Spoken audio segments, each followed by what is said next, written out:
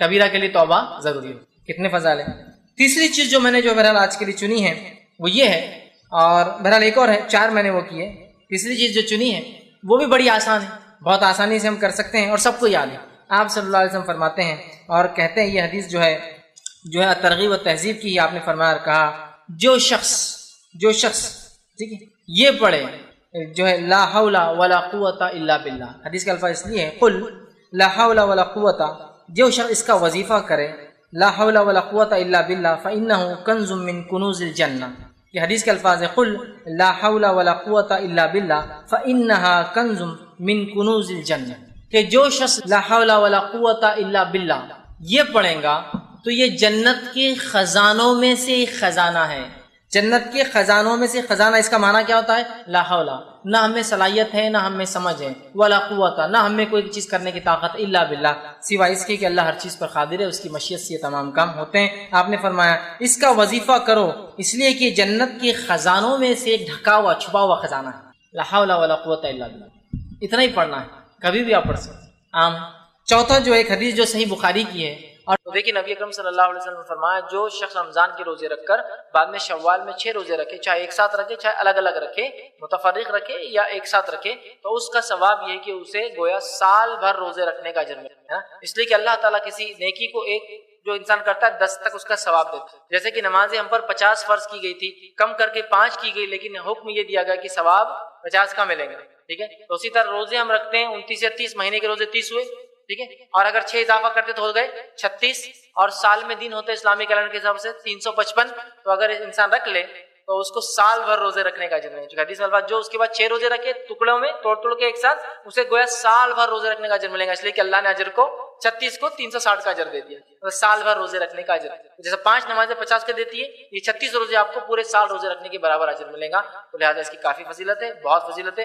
ہمیں چاہیے کہ رمضان کے بعد ضرور ان روزوں کو بھی رکھیں، لیکن ان روزوں کو رمضان کے فوراً بعد 6 دن رکھنا بھی ضروری نہیں ہے، اور ان روزوں کی کوئی عید بھی نہیں ہوتی. یاد رکھیں یہاں پر 2 مسئلے ہیں. لوگ بولتے ہیں ایک ساتھ رکھنا، بس رمضان ہوتے اگلے دن سے شروع کر دیتے ہیں.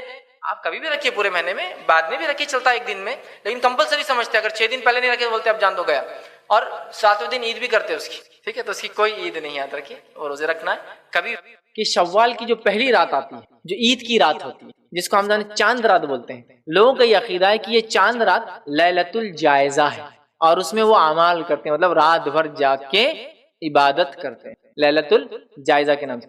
لیلۃ الجائزہ کے نام سے کوئی رات ثابت نہیں ہے. جتنی روایتیں لیلۃ الجائزہ یا اس رات کی جاگ کر عبادت کرنے کی آتی ہے، تمام کی تمام روایتیں موضوع ہے. موضوع مطلب من گھڑت، کبھی کبھار موضوع کے علاوہ بے بنیاد، اس کی کوئی سند ہی نہیں ہوتی، سر نہ پیر، کہاں سے کس کو ملی کچھ نہیں پتا، لیکن مشہور ہے. سمجھا؟ تو لیلۃ الجائزہ جو اس رات منائی جاتی ہے، جو کہ شوال کی پہلی رات ہے، اسے شوال میں لگ رہا ہوں میں بدعت کو، یہ ایک بدعت ہے، اس کا کوئی وجود نہیں ہے. جب بھی یہ بات کہی جاتی ہے لوگ پل پڑتے ہیں، لڑنے کے لیے دوڑ پڑتے ہیں، کسی کا گریبان پکڑنے کو بھی جو شرماتے نہیں ہیں. لیکن میرے بھائیوں، معاملہ عبادات کا ہے، اور عبادات بغیر دلیل کے نہیں ہوتی. لہٰذا چونکہ نبی اکرم صلی اللہ علیہ وسلم اور اصحاب رسول سے عید الفطر کی رات جاگنا، چاند رات جاگنا، لیلۃ الجائزہ بولنا کچھ بھی ثابت نہیں ہے. لہٰذا آپ عام طور سے جاگتے جاگی کیجیے، عبادت منع نہیں ہے، لیکن لیلۃ الجائزہ جیسی کچھ اس رات نہیں ہے. دوسرا، ایک من گھڑت روایت اور بیان کی جاتی ہے. ابھی سب من گھڑت روایتیں، جتنی روایتیں یہاں بیان کروں گا سب جھوٹی ہیں، سب نبی اکرم صلی اللہ علیہ وسلم پر منسوب ہے. اس روایت کے الفاظ کیا ہے کہ نبی اکرم صلی اللہ علیہ وسلم نے فرمایا. ویسے تو یہ ایسی حدیثوں کو بولنا ہی نہیں چاہیے یہ بات، لیکن اس روایت کے الفاظ دہرا رہا ہوں. میں نہیں کہہ رہا ہوں کہ اللہ کے رسول نے فرمایا، چونکہ یہ تو جھوٹی بات ہے. ٹھیک، اس روایت کے الفاظ کیا؟ نبی اکرم صلی اللہ علیہ وسلم نے فرمایا عید الفطر کی رات 100 رکعت نفل نماز ادا کرو. کتنے رکعت؟ 100 رکعت. اور اتنی ڈینجر ہے وہ 100 رکعت بھی. ابھی میں سنا رہا ہوں، ابھی وہ حدیث پڑھا نہیں میں نے پوری، ابھی پڑھ رہا میں حدیث. سنیے، 100 رکعت نفل نماز ادا کرو، ہر رکعت میں سورہ فاتحہ 1 دفعہ پڑھو، اور سورہ اخلاص 10 دفعہ پڑھو. مطلب 100 انٹو سورہ فاتحہ 10 دفعہ پڑھنا، 1000 ٹائم سورہ اخلاص پڑھنا ہے. سورہ فاتحہ 100 ٹائمز ہو گیا، سورہ اخلاص 1000 ٹائم ہو گیا. ایک بار کبھی کوشش کر کے دیکھیے، رات بھر میں ہوتا ہے کیسا. ٹھیک ہے، سورہ اخلاص 10 مرتبہ پڑھے، اور رکوع اور سجدے میں یہ پڑھے سبحان اللہ والحمد للہ ولا الہ الا اللہ واللہ اکبر، یہ پڑھے 10 بار پڑھے. پہلے تسبیح اور ہوتی ہے سب 3 5، لیکن اس میں 10 ایون ہے. 10 بار پڑھے، اور نماز سے فارغ ہونے کے بعد 100 مرتبہ یہ پڑھے کہ استغفار کرے، پھر سجدہ کرے اور سجدے میں یہ پڑھے، وہ بہت لمبی دعا ہے، میں وہ پڑھنا بھی نہیں چاہتا آپ کے سامنے، ٹھیک ہے؟ پھر اتنی لمبی دعا، مطلب ہر رکعت کی میں یہ کیا ہو رہا، سورہ فاتحہ 10 بار، سورہ اخلاص، رکوع میں الگ تسبیح ایڈ 10 بار ایڈ، اور سبحان ربی الاعلیٰ اور سبحان ربی العظیم کے علاوہ 10 مرتبہ وہ ایڈ کرے۔ اس کے بعد جب سلام ہو جائے تو پھر جو ہے 100 بار استغفار کرے، ہر 2 رکعت کا یہ سب کرنا ہے۔ کیسے اتنی ایسی کتنی رکعتیں پڑھے؟ 100 رکعتیں، ماشاءاللہ۔ تو پوری رات تو ایسی گزر جاتی، اس کو نہ فجر ملتی جلدی، نہ اس کو عید ملتی پھر، سمجھ رہا؟ لیکن یہ من گھڑت بات ہے، ابھی ختم نہیں روایت بہت لمبی ہے، بس وقت بھی نہیں ہے، 2 پیج کی میں پڑھنا بھی نہیں چاہ رہا ہوں۔ پھر اس میں یہ کرے، پھر کچھ رکعتوں کے بیچ میں فلاں سورت کی فلاں آیتیں پڑھے، پھر کچھ رکعت کے اندر جو یہ نمبر کی وہ نمبر کی ہے اس میں فلاں پڑھے، پھر یہ پڑھے، پھر وہ پڑھے، پھر وہ پڑھے، اتنا کچھ ہے کہ اتنے عمل تو رمضان میں بھی نبی اکرم صلی اللہ علیہ وسلم نے کبھی صحیح حدیث میں نہیں بتایا، اتنے بتا دیے گئے، لہٰذا وہ لیلۃ الجائزہ اس لیے مناتے۔ یہ روایت جھوٹی ہے، میں نے رکھ دیا، تفصیلات اس لیے لکھ رہا ہوں کہ میں نہیں چاہ رہا ہوں الفاظ وغیرہ میں دہراؤں۔ آئیے آگے دوسری ایک روایت پیش کی جاتی ہے، دوسری روایت کیا ہے؟ سلمان فارسی رضی اللہ عنہ کہتے ہیں، یہ بھی لیکن جھوٹی روایت ہے، کہ نبی اکرم صلی اللہ علیہ وسلم نے فرمایا، جس نے عید الفطر کے دن کی نماز پڑھنے کے بعد 4 رکعت نفل پڑھی، اب عید کی نماز کے بعد 4 رکعت نفل ادا کی، اور اس کی پہلی رکعت میں سورہ فاتحہ، سورہ اعلیٰ پڑھی، اور دوسری رکعت میں والشمس والضحیٰ پڑھی، ٹھیک ہے، اور تیسری رکعت میں سورہ ضحیٰ پڑھی، پھر چوتھی رکعت میں قل اللہ احد پڑھی، تو گویا اس نے اللہ تعالیٰ کی طرف سے انبیاء پر نازل ہونے والی تمام کتابیں پڑھ لی، پوری کتابیں جو نازل ہوئی تھی سب کی تلاوت کا اس کو اجر اور ثواب مل جائے گا۔ کسی اس میں 4 کے لفظ ہیں، کسی اس میں 8 رکعت کے، کسی میں 12، کوئی بھی ثابت نہیں ہے۔ عبداللہ ابن عباس رضی اللہ عنہ کی واضح روایت ہے کہ عید سے پہلے اور عید کے بعد کوئی نفل نماز نہیں ہے، یہ بیان کیا۔ تیسری بات بیان کی جاتی ہے، عید الفطر کی نماز کے بعد 12 رکعت نفلی نماز پڑھنا سنت ہے، اور عید الاضحیٰ کی نماز کے بعد 6 رکعت نفلی پڑھنا سنت ہے۔ یہ روایت بھی صحیح نہیں یاد رکھی، موضوع ہے۔ اسی طرح ایک اور روایت بیان کی جاتی ہے، جو آدمی 4 راتیں بیدار رہا، 4 راتوں کو جاگا، اس نے بیدار رہا اور اس میں عبادت کی، اس کے لیے جنت واجب ہو جاتی ہے۔ وہ کون کون سی ہے؟ ترویہ کی رات، عرفہ کی رات، مطلب 8 ذی الحجہ کی رات، 9 ذی الحجہ کی رات، ٹھیک ہے، ترویہ کی رات، عرفہ کی رات، قربانی کی رات مطلب 10 ذی الحجہ، قربانی کی رات مطلب 7، اردو اور اس کا بڑا مسئلہ ہے ہمارے پاس چونکہ وہ کاؤنٹ دن الگ کرتے ہیں اور رات کو بعد میں کرتے ہیں، لیکن آپ میں سمجھ رہے ہیں رمضان جیسا شروع ہوتا ہے تو پہلے تراویح ہوتی ہے پھر رمضان آتا ہے، لیکن ہم کو پتا ہے اس دن کی رات جو ہوتی ہے وہ دوسرے دن کی ہوتی ہے، مطلب رات پہلے آتی ہے اور دن بعد میں آتا ہے، ٹھیک ہے۔ تو 8 کی اور 9 اور 10 میں ڈیٹ کے اعتبار سے بول رہا، تو رات اس نے جاگا، ٹھیک ہے، اس نے جاگا، اور اس کے بعد جو ہے عید الفطر کی رات جاگا تو اس کو جنت واجب جہنم حرام، موضوع روایت یہ بھی ثابت نہیں ہے، ٹھیک۔ اسی طرح 5ویں ایک اور بات بیان کی جاتی وہ یہ کہ جس نے عید الفطر کے دن روزہ رکھا، موضوع ہے، اب چونکہ روزہ ہی رکھا دے رہے نا، تو عید الفطر کے دن روزہ رکھا گویا اس نے سارے زمانے کے روزے رکھے، اور امام ابن جوزی نے اس کو اپنی موضوعات میں نقل کیا، چونکہ ہم صحیح روایت جانتے ہیں کہ نبی اکرم صلی اللہ علیہ وسلم نے 2 دن روزہ رکھنے سے منع کیا، عید الفطر اور عید الاضحیٰ، اور ان ٹوٹالٹی 5 دن روزہ رکھنا منع ہے، عید الفطر 1 شوال، عید الاضحیٰ 10 ذی الحجہ، ٹھیک ہے، اس کے بعد ایام تشریق مطلب 11 ذی الحجہ، 12 ذی الحجہ اور 13 ذی الحجہ، تو مطلب 10، 11، 12 اور 13 ذی الحجہ میں روزے رکھنا منع ہے، اور عید الفطر 1 شوال کا روزہ منع ہے۔ ویسے 5 روزے سال میں ہم کو منع ہے، یاد رکھیں، چونکہ ایام تشریق کھانے پینے کے دن ہوتے ہیں، ٹھیک ہے، جو کہ عید کے بعد 3 دن ہوتے ہیں، 1 شوال کا جو ہے یہ روزے ہمیں منع ہے۔ تو بہرحال یہ تو سیدھے حدیث، لیکن وہاں عید کے دن میں روزہ رکھا دیا انہوں نے، ٹھیک ہے، اور یہ بات عام ہے ہمارے پاس کہ لوگ 1 شوال کو روزہ رکھتے ہیں، اس سے کیا بولتے ہیں معلوم آپ کو؟ ننھا روزہ۔ ہاں، وہ کب کھلتا ہے معلوم آپ کو؟ وہ عید کی نماز کو جانے سے پہلے کھجور کھا کے کھولتے ہیں، اور فجر کے بعد بولتے کچھ نہیں کھانا، آپ ایسا رات میں ایسا کچھ بھی نہیں کھائے، جاگے ہوئے، ویسے تو اپنے بازار میں رہتے اپنے نوجوان آج کل رات بھر جاگے ہوئے، صبح فجر کی نماز کے بعد کچھ نہیں کھانا بولتے، فجر سے لے کر عید کی نماز کو جانے سے پہلے جو کھجور آپ کھاتے تو بولتے اب یہ چھوٹا روزہ ہے، تو اس دن کا روزہ ہے، کوئی روزہ اس دن نہیں، چھوٹا بھی نہیں، موٹا بھی نہیں، بڑا بھی نہیں، ٹھیک ہے۔ اسی طرح اس مہینے کی ایک اور بدعت، وہ بدعت کیا مانو آپ کو؟ ہمارے پاس وہ ہے 6 روزے رکھے جاتے ہیں، مطلب 2 شوال، 3 شوال، 4 شوال، 5 شوال، 6 شوال اور 7 شوال کا روزہ، اور 7 شوال کے بعد 8 شوال کو عید منائی جاتی ہے۔ ان 6 روزوں کو اردو میں بولتے ہیں شرفوزے روزے، اور وہ جو عید منائی جاتی ہے اس کو کہتے ہیں شرفوزی عید۔ ایک اور عید لا لی، کوئی شرفوزی عید نہیں ہے، نہیں بولے یہ 6 روزوں کی عید رہتی۔ پھر اس دن بھی کیا ہوتا معلوم آپ کو؟ صبح صبح شیرخورما بناتے، سیویاں بناتے، اور جو بھی بہرحال الگ الگ ٹریڈیشنز ہیں، اور بولتے آج عید ہے، کوئی عید شرفوزی نہیں ہے. روزے ہے وہ شوال کے 6، وہ کوئی ضروری نہیں ایک کے بعد ایک آئے، کبھی بھی آپ رکھ سکتے ہیں. 2 سے شروع کیجئے، مت کیجئے کبھی پورے مہینے میں 6 رکھنا، تو اس کے روزے رکھے جاتے ہیں بالکل. اور اسی اعتبار سے میں نے دیکھا رمضان میں جو نماز کا ٹائم رہتا بہت ساری مسجدوں میں فجر کا، وہ پورا 1 شوال کو وہی ٹائم رکھتے عید کے دن، 2 شوال، 3 شوال، 4، 5، 6، 7 شوال، 8 شوال تک وہی ٹائم رکھتے ہو. 9 شوال سے ٹائم چینج کرتے فجر کا، مطلب وہ آخری وقت میں لے کے چل جاتے، چونکہ بولے وہ روزے کو روز اٹھے نا لوگ، مطلب 2 کو روزہ رکھ رہا، 3 کو روزہ رکھ رہا، 4، 5، 6، 7، تو وہ لوگ جلدی رکھتے فجر کو، اور 8 تک چونکہ اس دن عید بھی منانا ہے نا ان کو، اور پھر 9 سے نارمل ہو جاتی ہے فجر. ایسا ٹھیک ہے. وہ فجر کا ٹائم میں صرف بتانے کے لیے کر رہا تھا. فجر تو اول وقت ہوئی تو اچھی بات ہے، صرف رمضان اور شوال کے 5-6 دن نہیں، پورا سالوں اچھی بات ہے. بٹ بہرحال یہ خاص اس کا ذہن میں رکھتے ہیں لوگ، سہولت دیتے ہیں روزدار کو کہ بھائی جلدی سے ہو جائے. اور کبھی کبھار کام کے اندر بھی لوگ سہولت دیتے ہیں کہ بھائی لوگ 6 روزے رکھ رہے، اس کے بعد یہ نفل چیزیں یاد رکھیے، لوگ اپنی سہولت سے اپنے اعتبار سے کسی بوجھ نہ بنتے ہوئے رکھیے، زیادہ فائدے میں. تو بہرحال یہ کام ہے جو بدعت کے ان ماہ میں اس مہینے میں کیے جاتے ہیں. عید الفطر کے لیے یاد رکھیے کسی میٹھی چیز کے کھا کر عیدگاہ جانا یہ سنت ہے. آپ صلی اللہ علیہ وسلم عید الفطر کی نماز کو عیدگاہ جاتے تو 1 کھجور، 3 کھجور، 5 کھجور طاق عدد میں کھجوریں کھا کر نکلتے ہیں. یہ بھی ایک عجیب بات ہے کہ امت مسلمہ کی بہت سے لوگ عید کے دن بھی روزہ رکھتے ہیں نا، فجر سے لے کر عیدگاہ جانے تک روزہ. یہ کون سا روزہ ہے مجھے تو نہیں پتا، اور روزے کی کون سی قسم اتنی شارٹ وہ بھی میرے کو پتا نہیں اسی کو کہاں سے آئی ہے. عیدگاہ جاتے بولے وہاں جا کے روز، جبکہ رسول اللہ صلی اللہ علیہ وسلم عید کی نماز کو جانے سے پہلے میٹھا کھجور کھا کر جاتے، اور آپ عید کی نماز عموماً جو اشراق کے فوراً بعد پڑھا دیتے. مطلب فجر ہوتی، گھر آیا، کھایا اور گئے، اشراق مطلب سورج نکلا اور نماز ہوئی.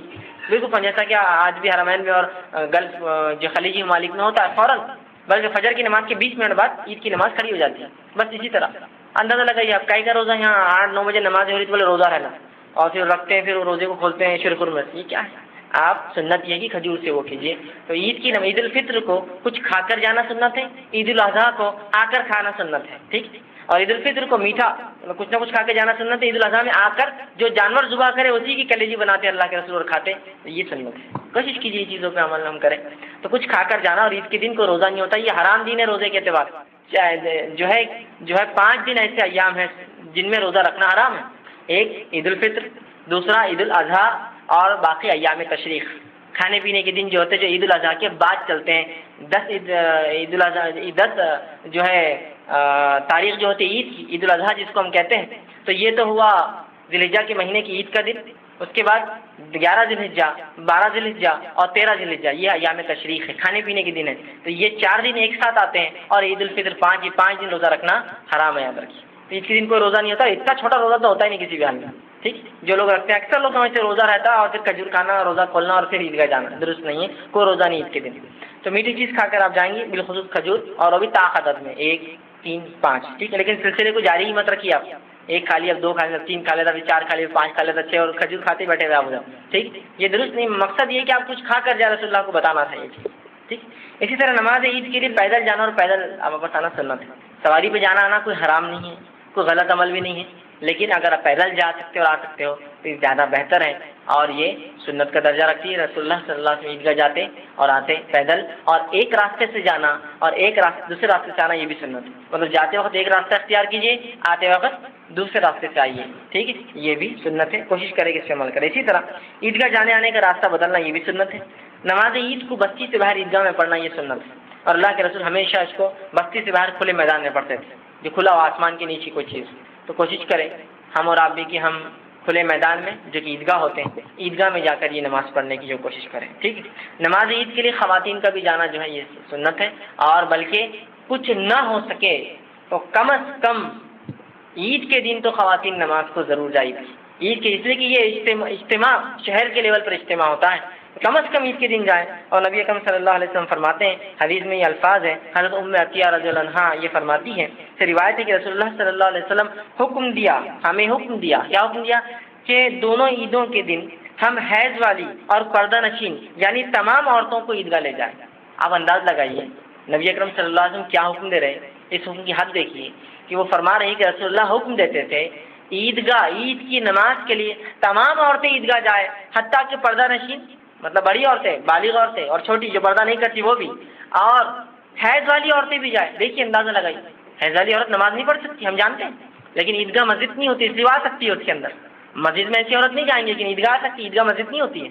ठीक, हैज वाली औरतों को भी हुक्म देते कि मस्जिद जाए, ईदगाह जाए, ईदगाह उन्हें लाए ताकि वो मुसलमानों के साथ नमाज और दुआओं में शिरकत करें। जो गैर हैज वाली औरतें होंगी वो नमाज पढ़ेंगी और हैज वाली औरतें दुआओं में शिरकत करेंगी जब इमाम खतीब जो है खुतबे के अंदर दुआ करें। बात समझ में आ रही? कितनी ताकीदी हुक्म है ये। रसूलुल्लाह हमें हुक्म दिया करते कि तमाम औरतों को, हैज वाली, बगैर हैज वाली, मतलब जो पाक है, जो है, सबको ले जाए। कहाँ ले जाए? ईदगाह। कम अज़ कम कुछ नहीं तो ईदगाह तो कम अज़ कम साल में एक बार औरत आए और मुसलमानों के इज्तिमा में शामिल हो और इमाम की दुआओं में शिरकत करे। ये ज़रूरी है, याद रखिए। लेकिन ये सुन्नत को हमने भुला दिया। आज ईदगाह में सबसे पहले तो कोई नज़्म नहीं बेपर्दा ये होंगी, फला होंगी। देखिए, शरीयत ने जब हुक्म दे दिया, नज़्म करना आपका काम, नज़्म करना। हमसे अगर कोई चीज़ नहीं हुई तो शरीयत पर इल्ज़ाम मत लगाइए। ये बात बिल्कुल दुरुस्त है कि एक औरत के लिए अफजल है कि अपने घर पे नमाज पढ़े, लेकिन यहाँ ताकीदी हो कि रसूलुल्लाह जरे निकाला करो, लाओ उनको मस्जिद में, ईदगाह के अंदर लाया करो ईद के दिन। हत्ता कि जो पर्दा नशीन है, औरतें जिन पे नमाज फर्ज है, और वो औरतें जो हैज वाली, उनको भी लाओ। ये लोग अलग बैठेंगी, ये औरतें, और इमाम की दुआओं में शामिल होंगी जब खतीब दुआएं करेंगे, और बाकी लोग औरतें नमाज पढ़ें। पता चला कि औरतों को भी चाहिए कि ईदगाह जाएं। ये अजीब बात है। जो सुन्नत है उसको तो हम चाहते हैं कि अमल ना करें, और जो गैर सुन्नत चीज़ें उस पर देखिए किस हद तक अमल चल रहा है कि उसकी कोई इंतहा नहीं। बल्कि कभी कभार लगता है कि वो गैर सुन्नत चीज़ें ही दीन है, और जो सुन्नत है वो शायद दीन का कभी हिस्सा थी ना कभी रहेंगी। इस हद तक हमने सुन्नत को मस्त कर दिया, मार दिया, ख़त्म कर दिया। तो ईद के दिन याद रखिए, ये सुन्नत है कि रसूलुल्लाह ताकीदी हुक्म देते हैं कि औरतों को भी लाया जाए, हर औरत ईदगाह में शामिल हो, ताकि वो खतीब के साथ जो है मुसलमानों के साथ रहे, उनके साथ नमाज पढ़े और उनकी दुआओं में शिरकत करे। बल्कि रसूलुल्लाह सल्लल्लाहु अलैहि वसल्लम ईद की नमाज पढ़ाते, मर्दों को खुतबा देते, चूँकि इंतज़ाम नहीं था, औरतें पीछे होती थी, सुने, फिर पीछे जाते थे और औरतों को अलग से वाज़ नसीहत करते थे। पहले मर्दों को करते थे, फिर औरतों को भी करते थे, दोनों को करते थे। अंदाज़ा लगाए। इससे पता चला अगर खतीब इंतज़ाम नहीं है माइक का, तब भी वो बुला सकता है, अलग से उधर ही खुतबा देगा, इधर ही खुतबा देगा इनके लिए। ठीक है, तो ये बड़ी अहमियत है इसकी। ठीक है, इसी तरह ईद की नमाज के लिए कोई अजान नहीं है, कोई इकामत नहीं है, इससे पहले कोई सुन्नत नहीं है, इसके बाद भी कोई सुन्नत नहीं है। ठीक, इसी तरह जो है ईद की नमाज के बाद खुतबा देना जो है मसनून है। पहले नमाज पढ़ी जाएंगी, बाद में खुतबा होगा, ये मसनून है। लेकिन ये सुन्नत भी आज हमने छोड़ दी। खुतबा पहले होता है, ईद की नमाज बाद में होती है ना। खुतबा बल्कि बाद में भी होता है और पहले भी होता है। ईद की नमाज से पहले खुतबा चालू हो जाता है, 1-1 डेढ़ घंटा चलता है। उसके बाद ईद की नमाज होती है, फिर एक अरबी खुतबा होता है जो ऊपर होता है। ठीक, और उसके लिए भी मिंबर बना दिया, उसको चढ़ कर देते हैं, दुरुस्त नहीं है। बगैर मिंबर के आप रहेंगे, इसलिए कि मस्जिद नहीं होगी, वो खुला मैदान होगा जहाँ कुछ नहीं होगा और आप नीचे खड़े रहकर बात करेंगे, बहरहाल। ठीक, तो यहाँ जो है बाद में जो होना चाहिए इसके लिए। ठीक, तो ये चंद बातें बहरहाल ईद के ताल्लुक से ये बात बहुत होती है कि इसके नमाज का तरीक़ा चूँकि आम नमाजों से तकबीर के एतबार से मुख्तलिफ है, तो औरतें बड़े कंफ्यूज आती कि वो तकबीरात का हमको नहीं समझ आ रहा कैसे करना। तो जिसको देखिए नहीं समझ में आ रही बात, तकबीरात सुन्नत है, अगर ना भी दी जाए वो ज़ायद तकबीरात तो नमाज हो जाती है। 2 रकात आप घर में नफिल नमाज जैसी पढ़ते हैं, पढ़ ले, नमाज होगी। औरतों की कंफ्यूज हो जाती है औरतें, कितने वो करना, वो हाथ भूल जा रही में कितनी बार उठाना हो, 7 बार याद नहीं रहना हो, 5 बार बात कर नहीं रहना, 12 तकबीरें जायज़ होती है ईद की नमाज में। अब वो भूल जा रहे 7 कैसी करना और कब करना, और 12 सिंपल है, ये सुन्नत है, छोड़ दीजिए तकबीरात। 2 रकात जैसी आप नफिल नमाज पढ़ते पढ़ लीजिए, ईद की नमाज हो गई। ठीक है, इतना आसान है। और जिसको मालूम है तरीक़ा, वो तरीक़े के मुताबिक पढ़े, जिसको आपको मुताल्ला करना पड़ेगा। मैं 2 मिनट में नहीं बता सकता हूँ ऐसा, आप फिर बोलेंगे, फिर कंफ्यूज सवाल आएगा, फिर से बताओ, तो बहुत मुश्किल हो जाती है। कुछ बातें ऐसी होती है जो हमको सीखना पड़ती है, पढ़ना पड़ता है, खड़े होकर अमल करके प्रैक्टिस करके सीखना पड़ता है। वो बताने से कभी कभार नहीं आती है, समझ में भी नहीं आती है। ठीक, तो आप कोशिश करें कि इन चीज़ों को पढ़ें, इसका मुताल्ला करें, इनको सीखने को। जैसे बहुत सी बार लोग होते तरावी पढ़कर बताइए, पिछली बार सवाल आता है आप 2 रकात पढ़ के मसला ही हल कर दीजिए नमाज। सबसे पहले याद रखिए, ईद उल फित्र और ईद उल अज़हा के अंदर याद रखिए, हमें जो काम करना है याद रखिए वो ये है कि चांद देखने से तकबीरात का एहतमाम करना है। सहाबा जब ईद उल फित्र का चांद देख लेते तो तकबीरात का एहतमाम करते, मतलब अल्लाह का जिक्र बयान करते, अल्लाह की बड़ाई बयान करते। और ये कब तक करते? ईद की नमाज तक करते। ठीक है, तो ये काम मुझे और आपको भी करना है। और अगर ईद उल अज़हा की बात करें, जो इसमें फर्क है वो ये, ईद उल अज़हा में भी आपको ज़िलहिज्जा की 9 तारीख से लेकर तो 13 तारीख तक तकबीरात कहना है। ईद उल फित्र में तकबीरात का मामला हुआ चांद देखने के बाद से शुरू। वैसे रमजान का महीना चल रहा है तो आप नमाजें पढ़ रहे हैं, रोजे रख रहे हैं, क़यामुल लैल, वो सब हो ही रहा है। तकबीरात और बयान करें, मतलब जो कसरत से अल्लाह का जिक्र किया रमजान में उसको कंटिन्यू रख रहे हैं तकबीरात की शक्ल में। और ईद उल अज़हा के अंदर ज़िलहिज्जा की 9 तारीख से लेकर तो 13 तारीख तक हमको तकबीरात कहें, और ये सुन्नत से साबित है। सहाबा वगैरह इसका खूब एहतमाम करते थे, तो लिहाजा हम भी तकबीरात का खूब एहतमाम करें। याद रखिए, ये काम हमको सबसे पहले करना चाहिए, अल्लाह की बड़ाई है। और यकीनन इंसान जो है उसके दुनिया में भेजाने का मकसद अल्लाह रब्बुल इज़्ज़त की इबादत है। और नबी अकरम सल्लल्लाहु अलैहि वसल्लम ने जिक्र करने वाले के, अल्लाह की बड़ाई बयान कर, तस्बीहात बयान करने वाले के, जिक्र करने वाले की मिसाल दी है जिंदा से, और जो जिक्र नहीं करता अल्लाह का वो मैयत है, वो मुर्दा है।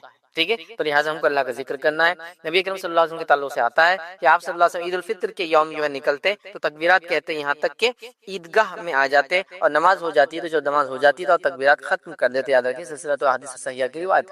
تو آپ صلی اللہ علیہ وسلم اس عید میں یاد رکھیے تکبیرات کہتے اور خاص طور سے عید کی نماز کو جب جاتے تو راستے میں آپ کہتے جاتے اور جانے تک کہتے اور اس کے بعد جو ہے جب نماز ختم ہو جاتی تو اس کے بعد تکبیرات نہیں کہتے. ٹھیک ہے. اسی طرح نبی کریم صلی اللہ علیہ وسلم سے عید کی مخصوص تکبیرات لفظاً ثابت نہیں کہ اللہ کے رسول صلی اللہ علیہ وسلم یہ پڑھتے تھے لیکن تابعین کی اور صحابہ کی بھی کچھ اقوال اور تابعین کی موجود ہیں جس میں سب سے مشہور تکبیر جو ہم پڑھتے ہیں وہ تکبیر ہے یاد رکھیے اللہ اکبر لا الہ الا اللہ اللہ اکبر وللہ الحمد. یہ تکبیر جو ہے جو ابراہیم نقی رحمۃ اللہ علیہ ان سے یہ تکبیر ثابت ہے اور یہ سب سے مشہور ہے. سب سے زیادہ لوگ یہی تکبیر کو آج دنیا بھر میں کہتے ہیں چونکہ نبی کریم صلی اللہ علیہ وسلم تکبیرات کہتے صحابہ نے کہا لیکن کن الفاظ میں اور کیسے یہ پتہ نہیں ہے ہم کو ثابت نہیں. مطلب یہ کہ تکبیرات کہنا ہے آپ کو جو بھی کہہ سکتے ہو.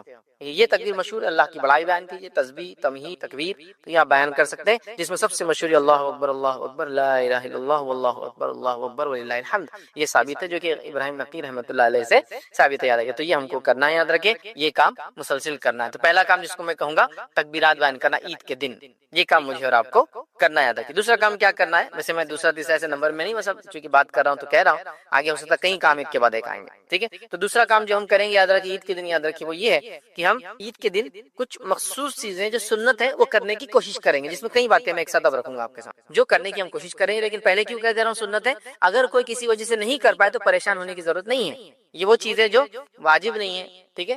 یہ سنت ہے کر سکتے کرو آسانی سے نہیں کر سکتے مت کرو. جیسے کہ مثال کے طور پر کیا کیا کام کرنا ہے. پہلی چیز یاد رکھیے ہم کو عید کی نماز سے پہلے اگر عید الفطر ہے تو کھجور کھانا ہے آڈ نمبرز میں 1 3 5 جو بھی آپ کھا سکتے ہیں چونکہ ظاہر سی بات ہے ہر کسی کو کھجور ہمارے علاقوں میں ہم کو عادت نہیں ہوتی اور کھجور گرم ہوتی ہے اپنی ذات سے.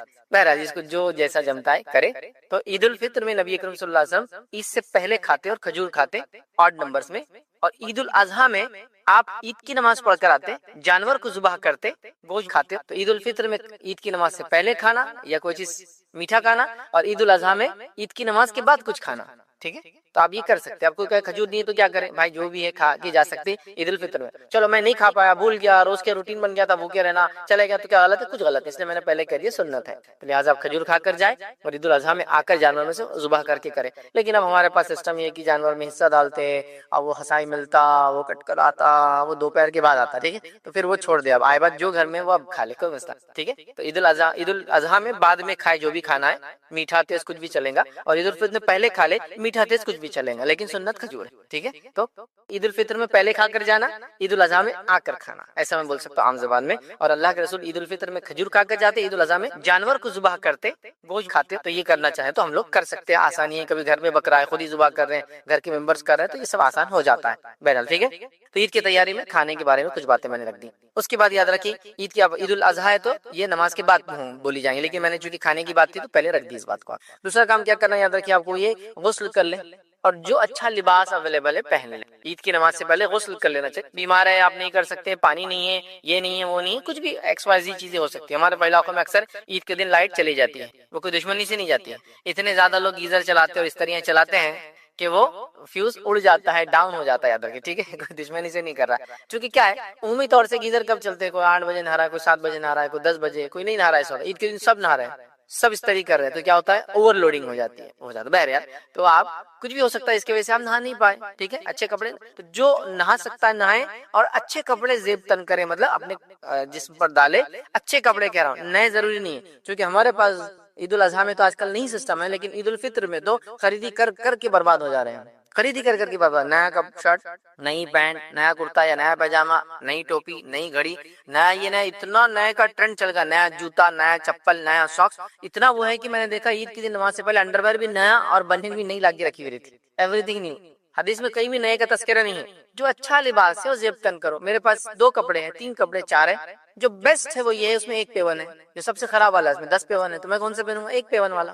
یہ معنی ہے اس کا بیسٹ جو اویلیبل ہے. میرے پاس کئی کپڑے جس میں 1 کپڑا ہے جو میں کبھی کبھار پہنتا ہوں باقی کپڑے عام طور سے پہنتا ہوں ان کا کلر ڈم ہو گیا یہ اچھا ہے تو یہ میرے لیے ہو گیا آج کا کپڑا. نیا کوئی ضروری نہیں. یہاں پر اتنا کمپلسری نیا کہ بہت سارے مولویوں کو تو میں نے یہ کہتے ہو سنو اللہ نے دیا تو نیا لینا ضروری عید کے دن. کیا پتہ نہیں کہاں سے لائے. سب سے اچھا زیب تن کرنا ہے کوئی نیا ضروری نہیں. بہرحال تو آپ غسل کریں اچھا جو لباس ہو ریبتن کرے، مسواک وغیرہ کرے تاکہ منہ میں سے خوشبو آئے. اس طرح خوشبو اگر اللہ نے میسر کی تو خوشبو لگائے، تیل اگر میسر ہو تو بالوں میں تیل لگائے. ٹھیک ہے، تو غسل لیا، بالوں میں تیل لگایا، اس کے بعد خوشبو اگر خوشبو لگائیے، مسواک وغیرہ کی جو ہے یہ سب سنتیں.